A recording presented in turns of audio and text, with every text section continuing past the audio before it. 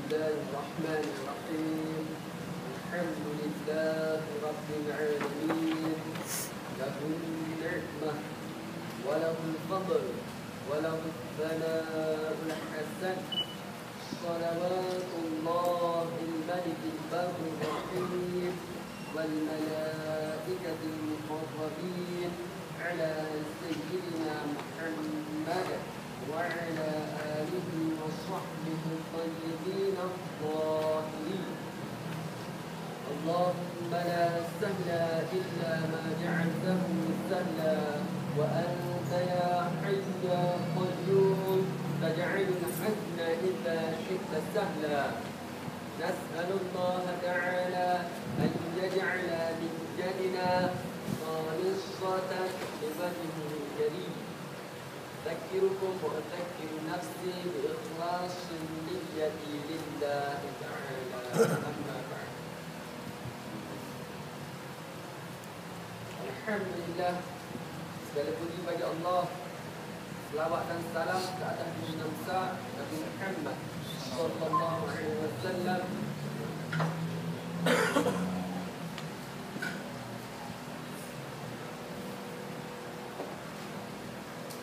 Alhamdulillah, insya-Allah mudah-mudahan majlis kita pada malam ni adalah majlis yang penuh barakah.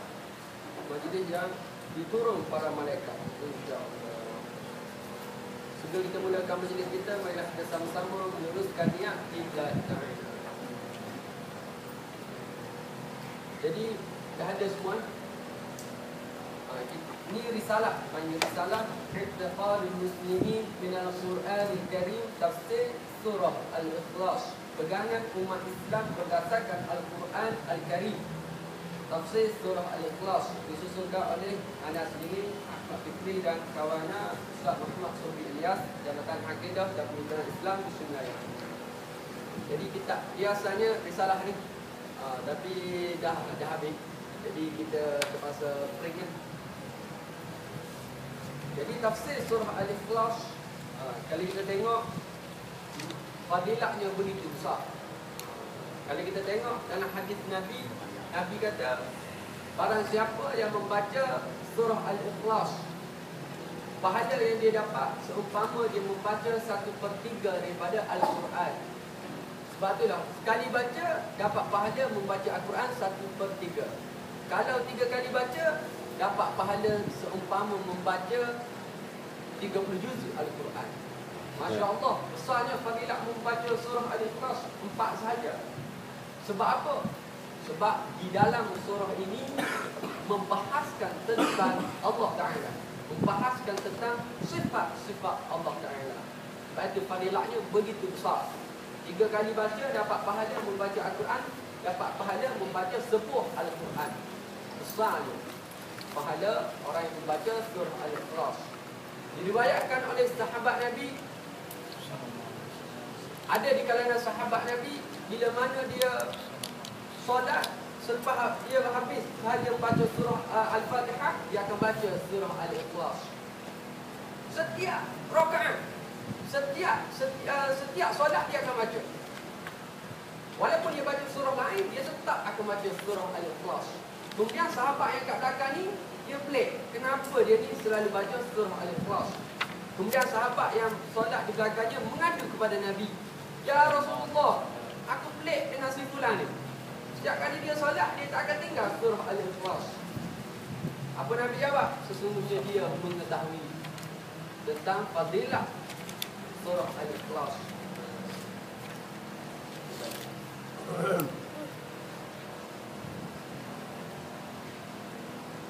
Muka surat 3.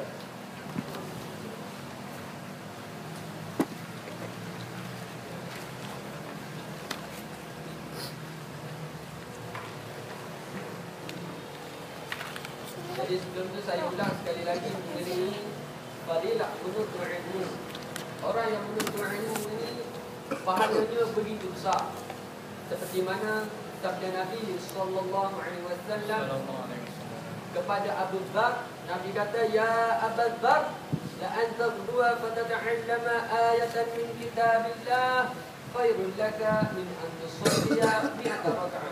Wala an tardua fatata'allama baban minal ilm khairul laka min an tusalliya alfa rak'ah. Rawahu Ibnu Majah.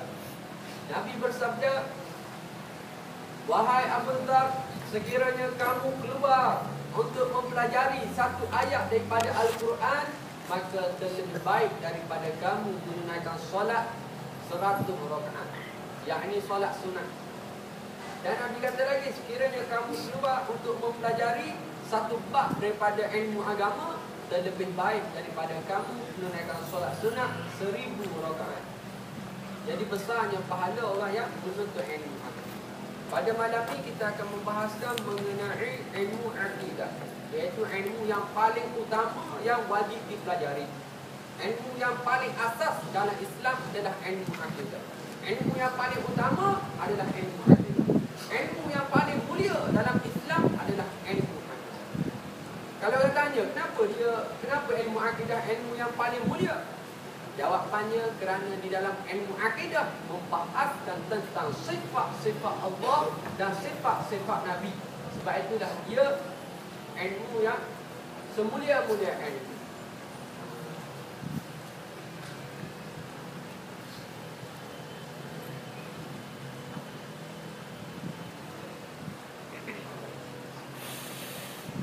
Bismillahirrahmanirrahim.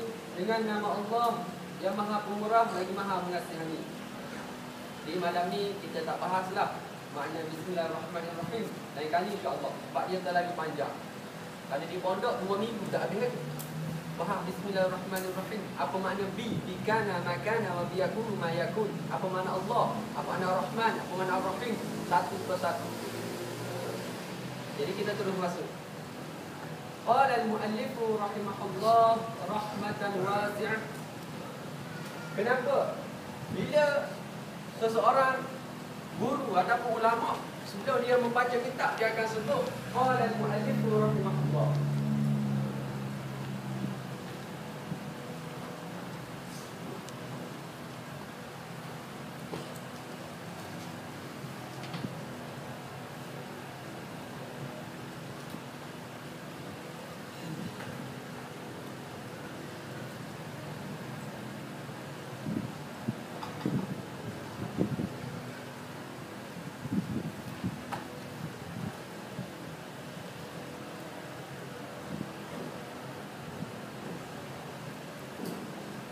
Apa maksudnya?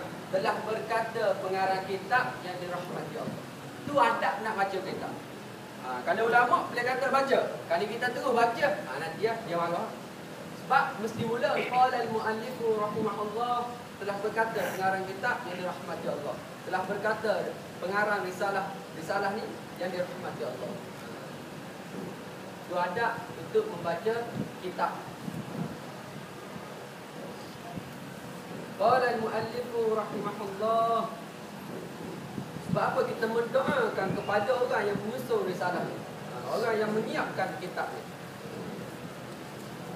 Rawal Bukhari an Ibn Abbas anna al-yahuda atau ila Rasulillah faqalu lahu ya Muhammad sif lana rabbaka alladhi ta'budu. فأنزل الله على نبيه سورة الإخلاص. Maksudnya diriwayatkan oleh Al-Imam Al-Bukhari daripada Ibnu Abbas radhiyallahu anhuma bahawasanya kaum Yahudi telah datang kepada Rasulullah. Maka mereka mana? Yakni mereka Yahudi berkata, wahai Muhammad, beritahu kepada kami sifat Tuhan yang kamu sembah. Maka Allah menurunkan kepada Nabi-Nya surah Al-Ikhlas. Ni dia panggil apa ni? Dia panggil Asbabun Nuzul.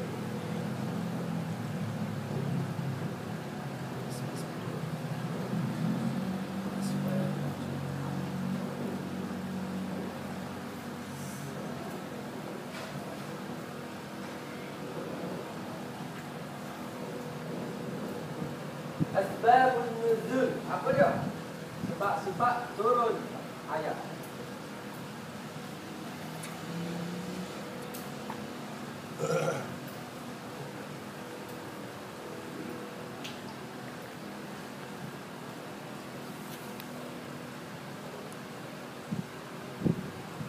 Jadi setiap ayat di dalam Al-Quran, setiap surah dalam Al-Quran mesti ada asbabun nuzul. Asbabun nuzul ni sebab-sebab diturunkan. Ketika mana diturunkan? Dalam peristiwa apa? Itu dia panggil asbabun nuzul. Sebut elok-elok. Zat. Asbabun nuzul. Bukan asbabun nuzul. Bukan zakit ni. Zat. Asbabun nuzul. Kalau hadis, sebab hadis tersebut dilafazkan oleh Nabi, kalau orang tanya, dia baca hadis kepada kita, kita tanya, macam ketika mana hadis ni diturunkan? Tu dia panggil apa tu? Dia panggil asbabul wurud.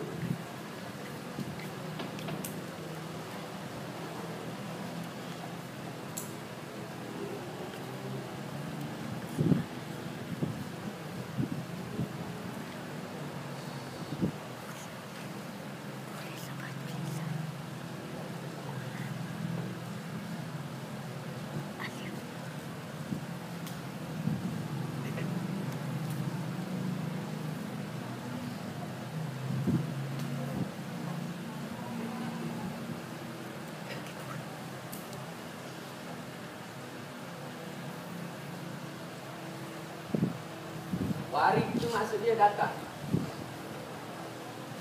Baca setengah orang cakap, bila ada wirid, adanya warid. Maksudnya bila dia berzikir, maka datanglah warid. Warid itu kesan daripada zikir.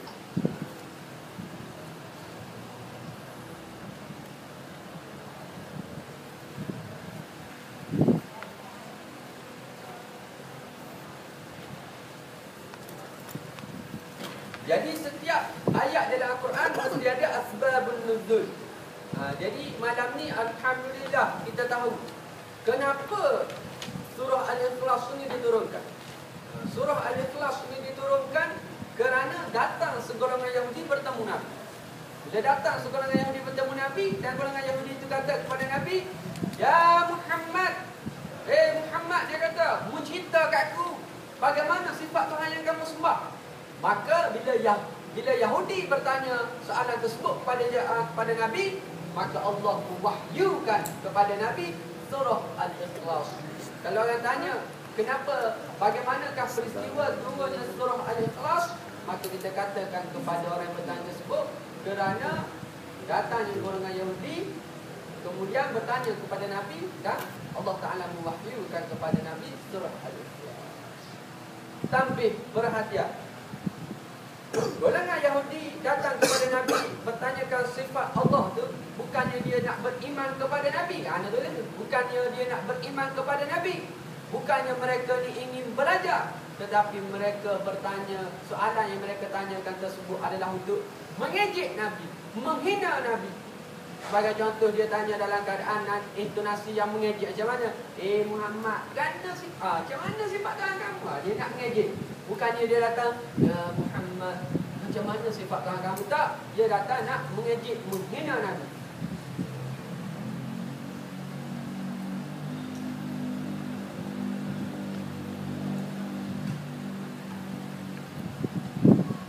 Qala Allah Ta'ala. Kita nak masuk dah tafsiran ayat yang pertama. Qala Allah Ta'ala, firman Allah Subhanahu wa Ta'ala, "Qul huwallahu ahad." Katakanlah, dialah Allah yang Maha Esa. Qul, apa maksud qul dalam ayat tersebut? Qul ay qul ya Muhammad. Katakanlah, iaitu katakanlah wahai Muhammad. Jadi kalau orang tanya, apakah qul di sini?